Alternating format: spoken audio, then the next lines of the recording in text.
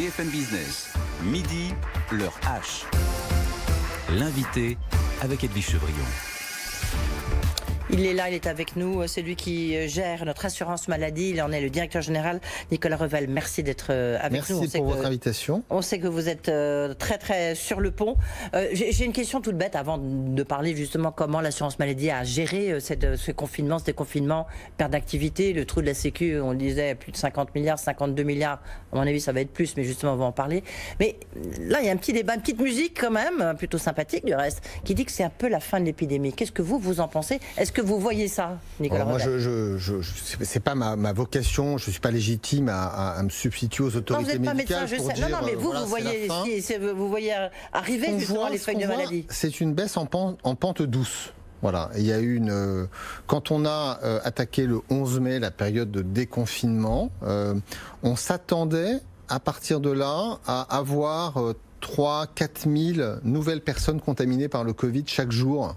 Et c'est pas ce qu'on a vérifié en fait au travers de nos dispositifs. On s'est retrouvé plutôt avec 1000 personnes. Ça variait selon les jours, mais à peu près 1 millier. Bon. Donc ça marquait déjà le fait qu'il y avait eu un ralentissement plus fort que ce que les projections épidémiaux avaient projeté. Bon. Depuis, ça continue de baisser, c'est vrai. Mais ça baisse doucement. C'est-à-dire qu'aujourd'hui, chaque jour, on enregistre quand même 500, 600, 700 nouveaux cas.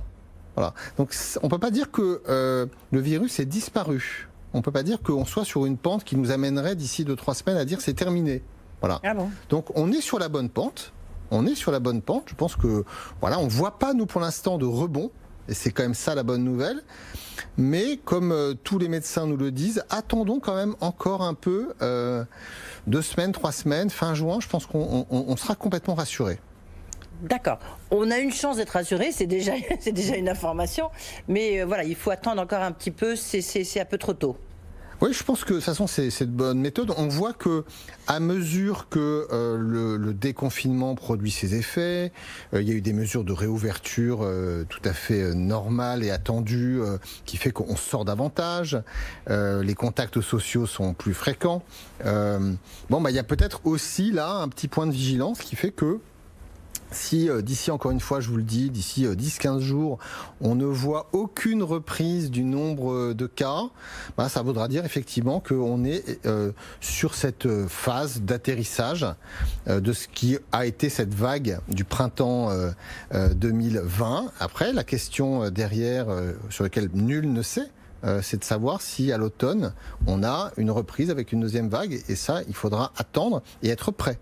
Parce que je pense que à l'automne, si tel était le cas, je pense que tous les acteurs économiques, tous les Français souhaiteront éviter qu'on soit réduit à nouveau utiliser l'arme massive du confinement complet. Et donc, il faudrait être prêt à réactiver notre dispositif de recherche des patients malades et des cas contacts. Pendant le confinement, vous avez eu 950 000 téléconsultations par semaine. Aujourd'hui, vous en êtes où ?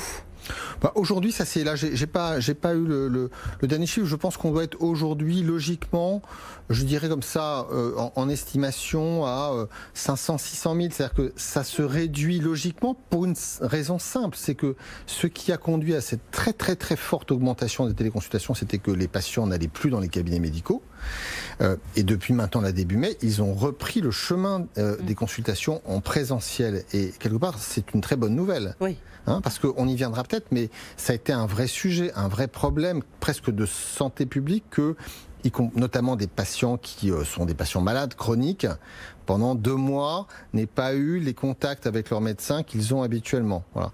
On a même vu, moi je le dis toujours, on a quand même une baisse sur ces 2 mois de confinement des dépistages sur des cancers seins. Oui, mais c'est-à-dire qu'on n'allait pas se faire un IRM, c'était plus compliqué. Évidemment, il y avait une crainte d'être en contact et donc de pouvoir potentiellement attraper le virus. Donc tout ceci s'entend. Même si quand même le discours des autorités sanitaires, c'était quand même de leur dire faites vos dépistages. Parce qu'un retard de dépistage, un retard de prise en charge... encore fallait-il que ça soit ouvert. Non, c'était ouvert. Non, on ne peut pas dire ça. On peut pas dire ça. On pouvait. Après, il y avait beaucoup d'annulations de rendez-vous. Bon. Donc il faut que ça reprenne. Et pour revenir à votre question sur la téléconsultation, la télémédecine, je pense qu'elle va maintenant durablement s'inscrire dans le paysage des pratiques médicales en France. Et c'est une excellente nouvelle. Il faut que les Français sachent qu'en fait la France était déjà, avant le Covid-19, le pays qui avait le premier mis en place la télémédecine. Il avait inscrit au remboursement comme une consultation normale. Normal, oui. Voilà. Le Covid a été un accélérateur incroyable, a fait qu'aujourd'hui on a à peu près 50 000 médecins qui ont découvert, pratiqué la télémédecine, et je pense que ceux-là sont appropriés. Et ça va du coup rester, je pense, une modalité qui va être durablement dans le paysage. On s'en souvient du fameux testé, tracé, isolé. Vous le tracez indépendamment de Stop Covid. Hein. Vous aviez votre propre tracing, en l'occurrence. Ouais. Est-ce que ça continue aujourd'hui? Oui. Vos fameuses brigades là qui... Oui, c'est depuis le 13 mai exactement, parce qu'on a commencé 2 jours après le 11 mai, parce qu'on attendait le texte de loi qui a été voté par le Parlement. Et donc, on a tous les jours à peu près, en semaine, à peu près 50 000 personnes qui se font tester. Et comme on a, heureusement, c'est une des très bonnes nouvelles, hein, on a maintenant moins de 2% des personnes testées qui sont positives. On se retrouve, je vous le disais, chaque jour à avoir à peu près, selon les jours, 500, 600, 700 personnes positives. Qu'est-ce qu'elles font? Elles sont prises en charge par un médecin. Ouais. Bon, et le médecin enclenche le processus, l'enregistre dans un outil commun entre l'assurance maladie et le médecin, et nous on prend la main pour essayer de rechercher ce qu'on appelle les cas contacts, c'est-à-dire qu'en gros les personnes que ce malade a pu croiser dans les 48 heures. Et donc voilà, depuis le 13 mai, donc on est aujourd'hui le 4 juin, c'est 13 000 patients qui ont été diagnostiqués du Covid et enregistrés dans notre outil, et c'est à peu près 36 000 cas contacts que nous avons donc du coup contactés, informés, et à qui du coup nous avons prescrit un test et recommandé une mesure d'isolement. Ça veut dire que ça fait un peu un doublon avec Stop Covid, l'application en l'occurrence? Non, je crois pas, parce que d'abord Stop Covid vient d'arriver, mais elle va venir compléter le dispositif. C'est-à-dire que, vous savez, quand on demande à quelqu'un de nous dire rappelez-vous qui dans les 48 dernières heures vous avez pu croiser de manière assez proche, il se souvient des personnes qu'il connaît, il ne peut pas se souvenir des personnes qu'il ne connaît pas. Bon, et donc du coup Stop Covid peut amener... Dans le cas du déconfinement, c'est important effectivement. Oui, peut amener effectivement la trace de contacts rapprochés entre des personnes qui auront choisi, parce que c'est volontaire, de télécharger l'application. Juste un mot quand même dans les EHPAD, est-ce que vous avez...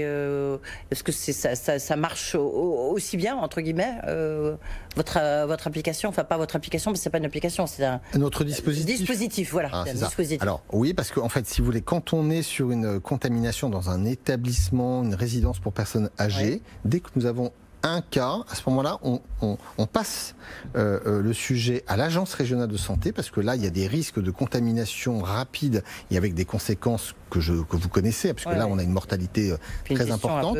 Et là, qu'est-ce que l'agence régionale fait? Elle se projette immédiatement dans l'EHPAD, elle teste évidemment la totalité. Bon, mais après, maintenant, heureusement, on n'est plus dans cette phase-là. C'est-à-dire qu'aujourd'hui, dans les EHPAD, on n'observe plus de contamination de mémoire dans les derniers jours. Je n'en ai pas connaissance. Nicolas Revel, ça a coûté combien à l'assurance maladie, cette crise? Écoutez, à ce jour, le chiffre qui fait foi, qui a été d'ailleurs encore rappelé par le ministre des Comptes publics avant-hier, Gérald Darmanin, c'est qu'on va être autour d'une dépense supplémentaire de 8 milliards d'euros par rapport aux 205 milliards d'euros qui constituent le budget de l'assurance maladie chaque année. Voilà. D'accord. Et donc le trou de la Sécu, parce que le chiffre, mais qui datait il y a quand même quelques temps, c'était 52 milliards, un peu plus. Bien sûr. Et là, on est beaucoup plus, là. Oui, mais attention, il y a la dépense supplémentaire pour la santé. Bon, et donc on a à peu près 8 milliards de dépenses supplémentaires. Et puis il y a le déficit de la sécurité sociale, qui est donc le produit entre des dépenses supplémentaires et surtout des recettes moindres qui se sont effondrées. C'est pas qu'elles sont moindres, elles se sont effondrées, parce que quand vous avez une rétraction de la croissance française de 11% telle qu'elle nous l'est annoncée, vous voyez bien que aussi bien la sécurité sociale que le budget de l'État vont être évidemment en déficit, parce que les recettes ne rentrent plus. Et donc on est à ce jour à 52 milliards de déficit. À ce jour-là, non, aujourd'hui vous êtes beaucoup plus, j'imagine. Parce que ça, 52 milliards, c'est le chiffre qui a été annoncé par Gérald Darmanin avant-hier. Oui, enfin, on le connaissait déjà depuis depuis 2 jours, je ne crois pas que le chiffre, il sera actualisé, dans un sens ou dans l'autre. D'ailleurs, vous savez, ces chiffres-là, ils vont bouger. Le déficit de 2020 on le connaîtra début 2021. Il sera évidemment pas de 52 milliards. Un peu moins, un peu plus, on verra bien. Ça va dépendre de ce que va être l'activité économique d'ici là. Par mois, le trou s'agrandissait de combien par mois? Au mois de mars, avril, mai, parce qu'il y a le chômage partiel aussi, il y a vous voyez, il y a plein de choses qui rentrent en jeu. D'accord, mais le chômage partiel mobilise plutôt des crédits d'État et pas des crédits de la sécurité sociale. Oui, non, ouais. Et après, vous vous souvenez qu'il y a eu une première évaluation à 41 milliards au début de la crise, on est passé à 52, donc on calcule assez facilement la différence, ça fait 11 milliards de plus en 2-3 mois. Mais encore une fois, j'y insiste, il y aura des choses qui vont se passer encore sur la dépense. On a un Ségur de la santé qui va parler salaire des hospitaliers, donc ça peut être aussi une augmentation des dépenses. Et puis la question de l'évolution des recettes, elle va quand même fondamentalement dépendre de ce que va être la suite de l'année en termes économiques. Alors justement, on va rentrer un peu dans le dur, parce que là, il y a beaucoup de choses. Il y a la création aussi d'un 5e risque, un risque dépendance. Il y a la CADES en maintenant qui peut vous permettre d'évacuer une partie. On va rentrer dans l'état. Juste, le président justement de la Commission des affaires sociales au Sénat, qui a rappelé un peu tous ces chiffres, a dit une nouvelle crise pourrait être fatale pour la sécurité sociale. Vous êtes d'accord avec lui ? Ce que le gouvernement a décidé, c'est justement de faire en sorte que ce déficit spectaculaire qui est né de cette crise mondiale, c'est pas une crise française, c'est une crise mondiale, ne vienne précisément pas obérer, dégrader le modèle social français. D'où la proposition qui est faite au Parlement de transférer cette dette qui est née en 2020 à la CADES, qui, du coup, a pour mission d'amortir cette dette sur longue durée. Et donc, on va demander à la CADES de continuer à amortir une dette qui était en train de se résorber. On lui rajoute de la dette. Et donc, on va rajouter la durée pendant laquelle la CADES va recevoir un certain nombre de recettes pour pouvoir amortir cette dette. Bon, c'est un choix très important, parce que si on n'avait pas fait ça, si on avait dit à la Sécurité sociale, écoutez, vous avez 52 milliards de déficit, débrouillez-vous avec. On aurait du coup demandé à la Sécurité sociale de trouver quelque part 52 milliards d'économies. Donc ça, c'est un projet de loi, on va expliquer à nos auditeurs, à nos téléspectateurs. On voit bien que c'était juste impensable. On ne va pas dire maintenant au système de santé, on fait 52 milliards d'économies sur la santé des Français. Ça n'a aucun sens. Ouais. Donc là, en fait, donc la caisse d'amortissement qui devait de la dette sociale qui devait disparaître en 2024, finalement, donc elle va ne pas disparaître du tout. Elle va même être prorogée jusqu'en 2033, a priori, d'accord. Et on va avoir un transfert. On dit plutôt 130 milliards de dettes qui devraient être transférées à cette fameuse CADES qui a permis de gérer la dette sociale en son temps, c'est-à-dire en 2008. C'est vrai, c'est exact, parce que c'est 130 milliards. Je précise un peu pour nos auditeurs. C'est à la fois une dette qui s'était accumulée ces dernières années, qui n'avait pas encore été transférée à la CADES, le déficit de 2020, et peut-être parce que la reprise d'activité ne sera pas immédiate, une hypothèse probablement de déficit supplémentaire en 2021. Donc il y a quelque part un raisonnement qui se veut global et qui permet justement de faire en sorte que cet accident, entre guillemets, imprévu, on ne le fasse pas, on ne l'ajuste pas sur une réduction des prestations, pensions, allocations familiales et surtout remboursement de soins. Donc il y a une partie de la CSG qui aurait dû disparaître. Normalement, il faut dire que le jour où on verra un impôt disparaître en France, vous me prévenez. C'est pas l'ancien secrétaire général adjoint à l'Élysée qui va me dire le contraire. Mais donc là, il y a une partie de la CSG qui va être fléchée, en l'occurrence.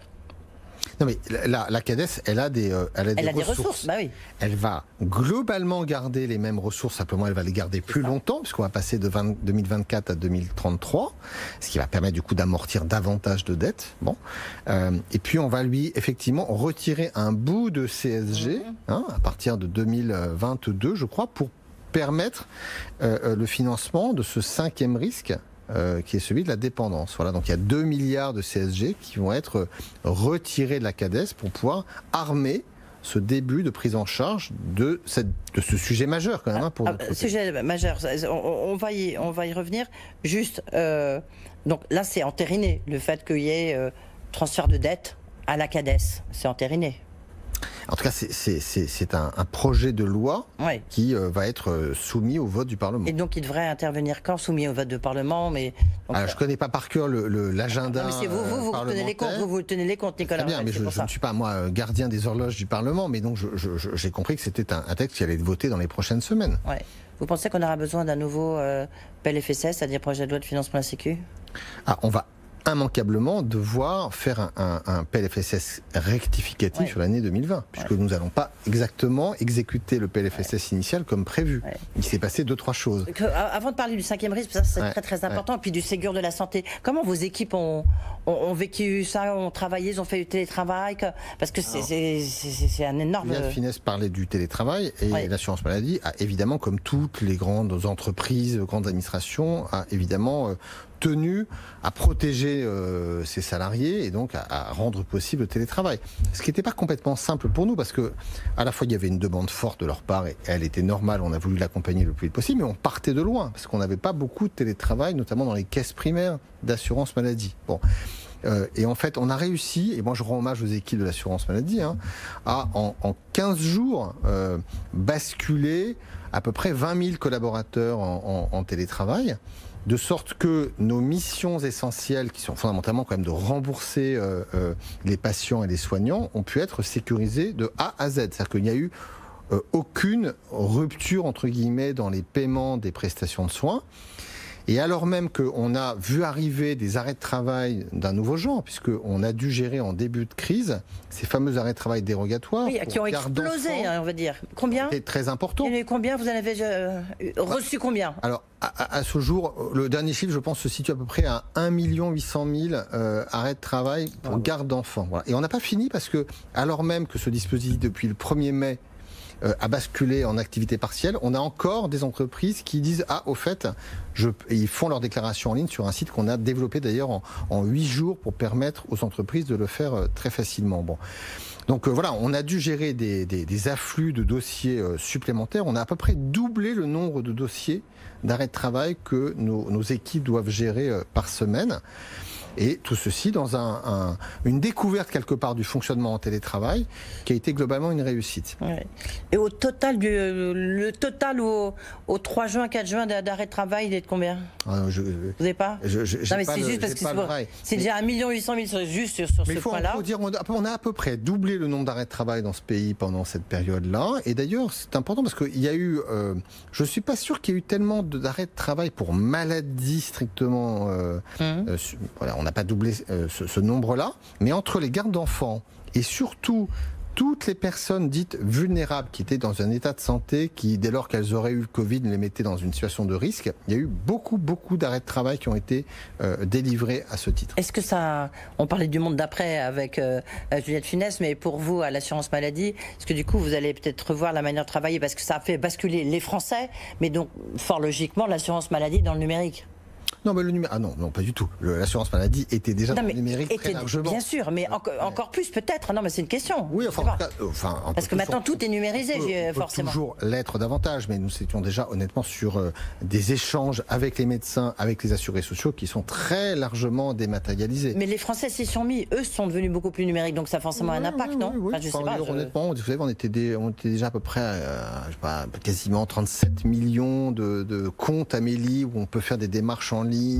Tous nos médecins sont pour l'immense majorité dans des échanges dématérialisés avec nous. Donc ça, pour le coup, je crois pas. On a un immense enjeu devant nous, mais c'est encore un autre sujet, c'est d'avoir des données de santé, un dossier patient quelque part, c'est le fameux DMP, le fameux DMP qui puisse ensuite s'installer dans le paysage et permettre une amélioration des soins. Non, c'est le télétravail qui va probablement rentrer davantage dans nos pratiques professionnelles. Et j'écoutais tout à l'heure votre échange avec Madame de Finesse, qu'il faudra trouver le bon équilibre.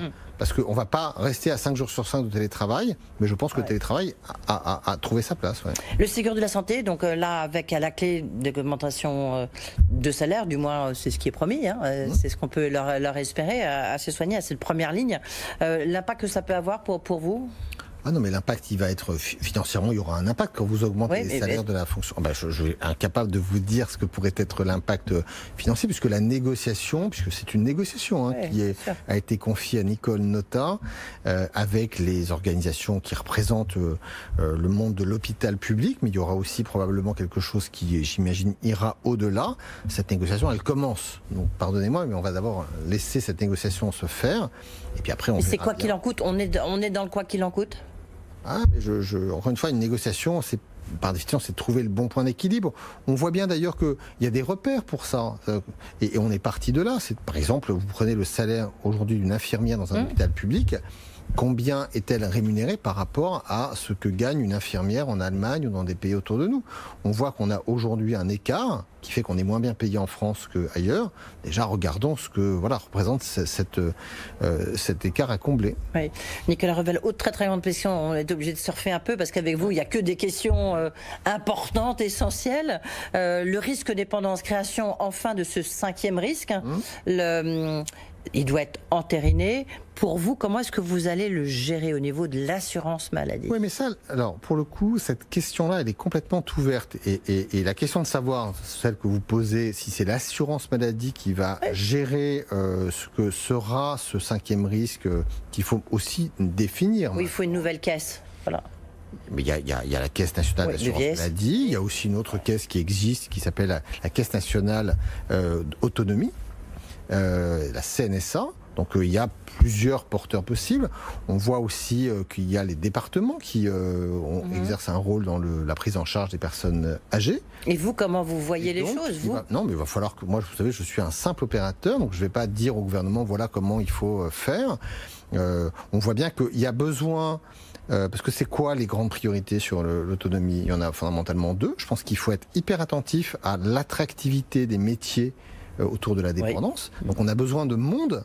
Et on a besoin de monde formé, qualifié, et avec évidemment des niveaux de rémunération qui fassent que, parce que c'est un métier difficile, on attire le nombre de personnes nécessaires pour prendre en charge une population très âgée qui va fortement augmenter. Donc il va falloir investir sur les collaborateurs, les agents et donc les salaires.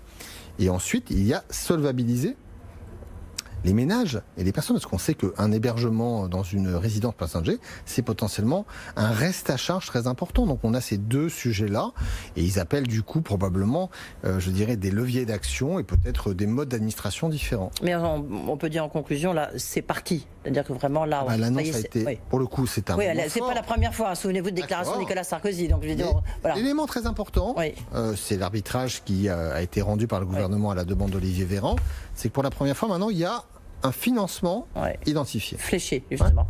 Merci beaucoup. On a appris beaucoup de choses. Merci beaucoup, Nicolas Revel, d'avoir été avec nous, directeur général de l'assurance maladie. Donc, c'est pas encore complètement fini. Mais en tous les cas, on peut dire dans 15 jours, on verra si justement on est vraiment dans la décroissance de ce virus. Merci beaucoup. Voilà, c'est la fin de cette émission. Bonne journée.